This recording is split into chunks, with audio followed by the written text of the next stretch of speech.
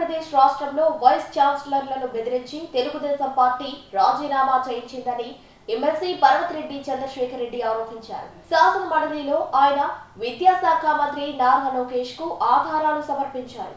ఈ సందర్భంగా లోకేష్ గత మండల సమావేశాల్లో ఆయన విసిరిన ఛాలెంజ్ మేరకు మాట్లాడుతున్నట్టు ఆయన పేర్కొన్నారు. దీనికి బొత్స సత్యనారాయణ కలగ చేసుకుని ఛాలెంజ్ కి కట్టుబడి ఉండాలని ఆయన కోరారు. ఈ రోజు ఆ ఎవిడెన్సెస్ ని కూడా మీ ద్వారా అందజేయడం జరిగింది గౌరవ మంత్రి వారికి. అయితే ఇక్కడ 2 పాయింట్స్ అధ్యక్ష, నేను 2-3 నిమిషాలని కంప్లీట్ చేస్తాను అధ్యక్ష.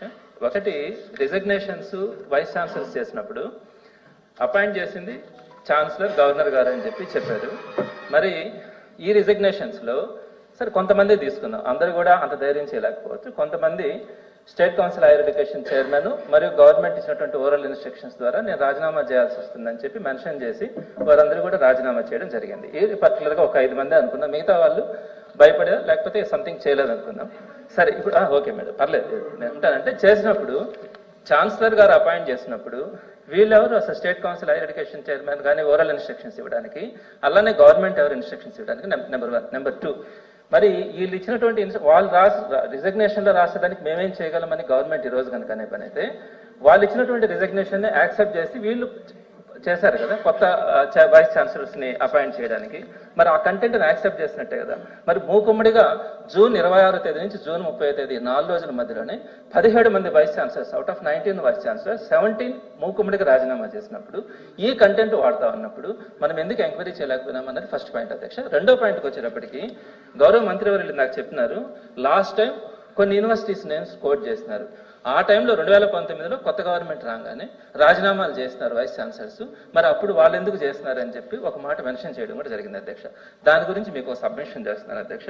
ఆ రోజు యాక్చువల్గా వైస్ ఛాన్సలర్స్ నామినేట్ చేయడానికి ఒక సెర్చ్ కమిటీ అన్నది ఫామ్ అవుతుంది అధ్యక్ష. అందులో ప్రధానంగా 3తో కమిటీ ఫామ్ అవుతుంది. ఒకటి యూజీసీ నామినీ ఉంటారు, ఇంకోటి ఈసీ నామినీ ఉంటారు, ఇంకోటి స్టేట్ గవర్నమెంట్ నుంచి ఒక నామినీ వేయాలి.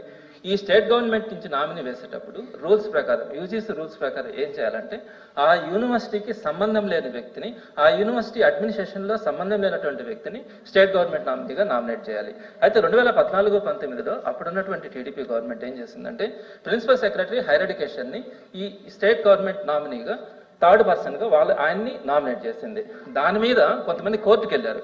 కోర్టుకు వెళ్ళినప్పుడు కోర్టు ఏం చెప్పిందంటే ప్రిన్సిపల్ సెక్రటరీ హైయర్ ఎడ్యుకేషన్ అన్నది డే టు డే యాక్టివిటీస్ లో యూనివర్సిటీస్ లో ఇన్వాల్వ్ అవుతూ ఉంటారు కాబట్టి యూజీసీ నామ్స్ ప్రకారం ఇలాంటి day to day activities universities లో ఇన్వాల్వ్ అయ్యే వ్యక్తి సెర్చ్ కమిటీలో ఉండకూడదు కాబట్టి ప్రిన్సిపల్ సెక్రటరీ ఉండడం అన్నది తప్పు అని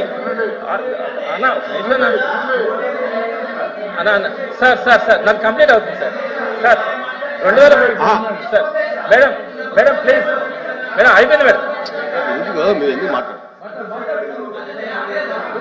అన్న ఒక్క నిమిషం అన్న కంప్లీట్ చేయాలి. 2019 జూలై 15 కోర్టు ఆర్డర్స్ ఇచ్చింది అధ్యక్ష.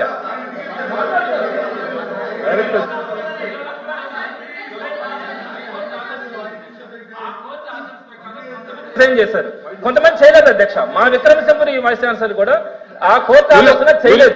ఒక విషయం చంద్రశేఖర్ గారు, మీరు ఉండండి, మినిస్టర్ గారికి ఎవిడెన్స్ ఇచ్చారు, దాని మీద ప్రభుత్వం ఏం చర్య తీసుకుంటుందో మాట్లాడతారు.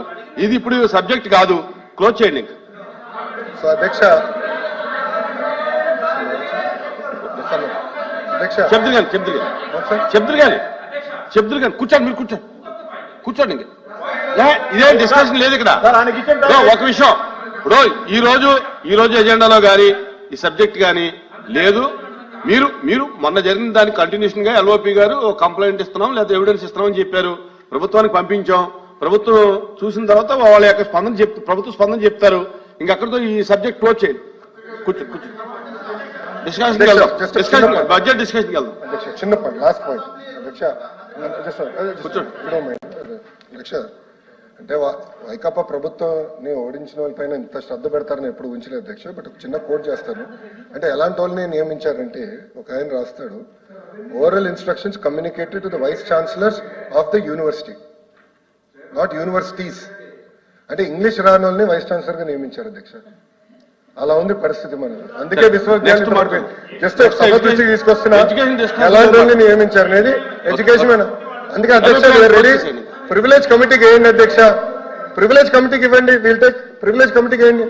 మీరు ఒప్పుకుంటారా బొత్స గారు? ప్రివిలేజ్ కమిటీకి వేద్దాం సార్, ప్రివిలేజ్ కమిటీకి వేయండి.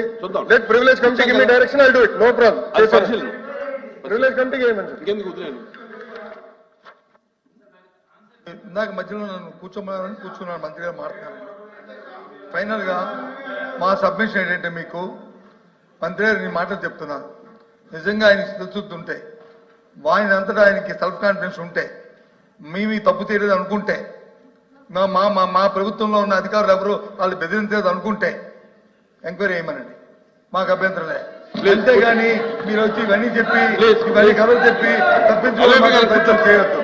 నిజంగా జరిగింది. కూర్చోండి ఎల్ఐబి గారు, కూర్చోండి కూర్చోండి కూర్చోండి చాలు.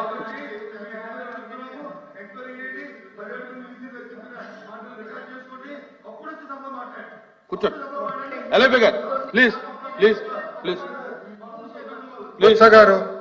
సార్ ఇంకా మినిస్టర్ గారు క్లోజ్ చేస్తారు. ఒక్క నిమిషం సార్, డిస్కషన్ లోకి వెళ్దాం. బడ్జెట్ అధ్యక్ష 1 minute మైక్ ఇచ్చారు,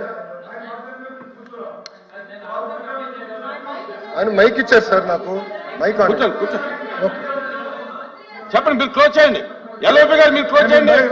ఎల్ఐబి గారు క్లోజ్ చేయండి. కాబట్టి వాళ్ళందరూ కూడా విజ్ఞానవంతులు, చదువుకున్న వారు. గవర్నర్ గారే ఆయన నామినేట్ చేశారు, అప్పుడు గవర్నర్ గారు నామినేట్ చేశారు, ఇప్పుడు గవర్నర్ గారు నామినేట్ చేశారు, ఇంతకుముందు కూడా గవర్నర్ గారు నామినేట్ చేశారు. ఇందులో ఎవరికి ఏ బాధాభిప్రాయం లేదు.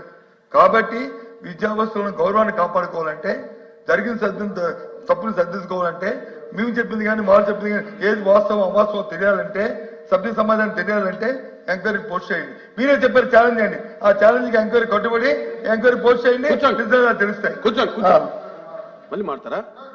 ఎందుకు సార్ క్లోజ్ చేద్దాం. నా పేరు ప్రస్తావించారు, నేను మాట్లాడాలి కదా సార్. సార్ ఒక్క నిమిషం, నేను ఆ రోజు ఏం చెప్పాను? బెదిరించారు పదం వాడారా లేదా మీ సభ్యులు? సూటిగా ప్రశ్నిస్తున్నా, నాకు ముందే సమాధానం చెప్పానండి. Then I will respond. చెప్పనండి, బెదిరించారు, బెదిరించి రాజీనామా చేయించారని ఉంది, అవునా కాదా చెప్పమనండి సార్. రికార్డులో ఉంది అధ్యక్ష, చెప్పమనండి. కూర్చోండి చూద్దాం. రికార్డులో ఉంది, మీరు తీయండి అధ్యక్ష. పరిశీలిద్దాం. ఒక్క నిమిషం అధ్యక్ష, గౌరవ లీడర్ ఆఫ్ అపోజిషన్, ఒక్క నిమిషం అండి, ఒక్క నిమిషం సార్. లెటర్లు ఎక్కడుంది సార్? లెటర్లు ఎక్కడుంది సార్? బొత్స గారు మీకు ఇంగ్లీష్ ఫాలో అవుతారు కదా, మీరు ఇంగ్లీష్ ఫాలో అవుతారు కదా సార్. లెటర్లో ఎక్కడుంది సార్? థ్రెటెండ్ అనే పదం ఎక్కడుంది సార్? థ్రెటెండ్ అనే పదం ఉందా లెటర్లో? లెటర్లో ఉందా? దేనిపైన ఎంక్వైరీ చేయాలి సార్? థ్రెటెండ్ అనే పదం లేదు. రాజారెడ్డి గారి చెల్లి కోడలు పిలవాలా మేము? ప్లీజ్ ప్లీజ్ అడుగుతున్నా, ఇట్ ఈస్ అ ఫ్యాక్ట్ కాదా? రాజారెడ్డి గారి చెల్లి కోడలో వీసా అవ్వలేదు, ఫ్యాక్ట్ కాదా? అర్హత లేకుండా వేశారు, అవునా కాదా? అవునా అధ్యక్ష? ఒక్క నిమిషం అధ్యక్ష, థ్రెటెండ్ అనే పదం ఎక్కడుంది? థ్రెటెండ్ అనే పదం ఎక్కడుంది లెటర్లో? I'm challenging leader of opposition again. Threatened అనే పదం లెటర్లో లేకుండా అధ్యక్ష ఒక్క నిమిషం అధ్యక్ష, నేను గౌరవ ఎల్ఓపి గారు హౌస్ లోకి వచ్చే ముందల్ని పొద్దున మేము ప్రివిలేజ్ మోషన్ మూవ్ చేశాం. అశోక్ బాబు గారి నాయకత్వంలో ప్రివిలేజ్ మోషన్ అనేది మేము మూవ్ చేశాం. అక్కడ చాలా స్పష్టంగా ఆధారాలు మేమే ఇచ్చాం. ఇన్ఫాక్ట్ ఆయన ఇచ్చే ముందర మేము ఇచ్చాం. అది మా ప్రభుత్వానికి ఉన్న చిత్తశుద్ధి అధ్యక్ష. అందుకే అధ్యక్ష ప్రివిలేజ్ చేయండి, లేదు ప్రివిలేజ్ చేయండి. ఇఫ్ అరే థ్రెటెండ్ అనే పదం ఉందా సార్? సార్ బొత్స గారు థ్రెటెండ్ అనే పదం ఉందా దీంట్లో? మెంబర్స్ అడుగుతున్నా సార్. అధ్యక్ష చూడండి, ఏమంటే నుంచోమంటాడు బొత్స గారు, ఇట్ట నుంచోండి అంటే అక్కడ ఎవరికి ఎనర్జీ లేదు నుంచునేదానికి, ఎవరికి ఎనర్జీ లేదు అని ఇటు నుంచోమంటాడు. ఏంటి అధ్యక్ష? గతంలో ఇట్లానే అసెంబ్లీలో కూడా మాజీ ముఖ్యమంత్రి గారు ఇట్లానే వారు, ఈయనేమో ఇట్లా అంటాడు. ఏం సార్ ఇది? నేను నుంచోమని చెప్పలేదు బొత్స గారు, నేను ఎవరు నుంచోమని చెప్పలేదు, మీరు నుంచోమని చెప్పారు. నేను ఎవరు నుంచోమని చెప్పలేదు బొత్స గారు. థ్రెటెండ్ అనే పదం ఎక్కడ ఉంది? థ్రెటెండ్ అనే పదం ఎక్కడుంది? I'm challenging. థ్రెటెండ్ అనే పదం ఎక్కడుంది? ప్లీజ్ కూర్చోండి. బెదిరించమన్నారే, కూర్చోండి. దాని వర్షన్ ఇంగ్లీష్ లో థ్రెటెండ్. వాకౌట్ చేయాలంటే తలపకుండా మీరు చేసుకోవచ్చు.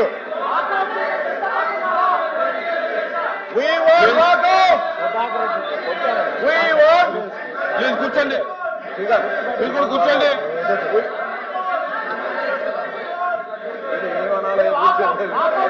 అధ్యక్ష మేము ప్రివిలేజ్ చేస్తామని చెప్పాము, ఎందుకు భయపడుతున్నారు?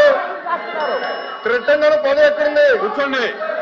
థ్రెటన్ అనే పదం ఎక్కడ ఉంది? I'm challenging member. థ్రెటన్ అనే పదం ఎక్కడుంది? బెదిరించాం మనం. ఇంగ్లీష్ లో థ్రెటన్ అంటారు దాన్ని. పాపం మీరు నియమించిన వీసీకి ఇంగ్లీష్ కూడా రాదు భయ్యా. గ్రామటికల్ మిస్టేక్స్ ఎన్నో. కూర్చోండి. మీరు ఇద్దరు కూర్చోండి. బేసిక్ 5th క్లాస్ గ్రామర్ రాదు మీ వీసీలకి, అలాంటి వాళ్ళు వీసీగా నియమిస్తారు. ఐఎమ్ రెడీ అధ్యక్ష. ప్రివిలేజ్ కి మూవ్ చేద్దాం. వాళ్ళు ఒప్పుకుంది అదే, ప్రివిలేజ్ కి మూవ్ చేయండి. Let privilege committee take action. I'm ready. Member threaten అనే పదం ఎక్కడుందో let us discuss. I'm ready అధ్యక్ష. థ్రెటన్ అనే పదం ఎక్కడుందో డిస్కషన్ జరగాలి. కూర్చోండి. అదే 17 మందిలో 5 చేశారు. 5గురిలో ఒకరు ఎవరు? రాజారెడ్డి గారి చెల్లెలు కోడలు. ఇంకొకరు ఎవరు? ప్రసాద్ రెడ్డి వైకాపా కార్యకర్త. జగన్మోహన్ రెడ్డి గారు పుట్టినరోజులు వేడుకలు ఇంట్లో మన యూనివర్సిటీలో చేపిస్తారు. ముఖ్యమంత్రి గారు విశాఖపట్నానికి వస్తే, విశాఖపట్నానికి ముఖ్యమంత్రి గారు వస్తే ఏకంగా పిల్లలు పంపిస్తారు రిసీవింగ్. ఈరోజు మీద ఘనకార్యం చేసినట్టు సర్వేలు చేశారు. పార్టీల కోసం సర్వేలు చేపిస్తారు. ఏంటి అధ్యక్ష ఇది? ఏంటి అధ్యక్ష ఇది? మంత్రి గారు పదం ఎత్తుందో కూర్చోండి. ఎల్ఓపి గారిని సవాల్ ఇస్తున్నా. Where is the word? Exam for 10 minutes. Where is the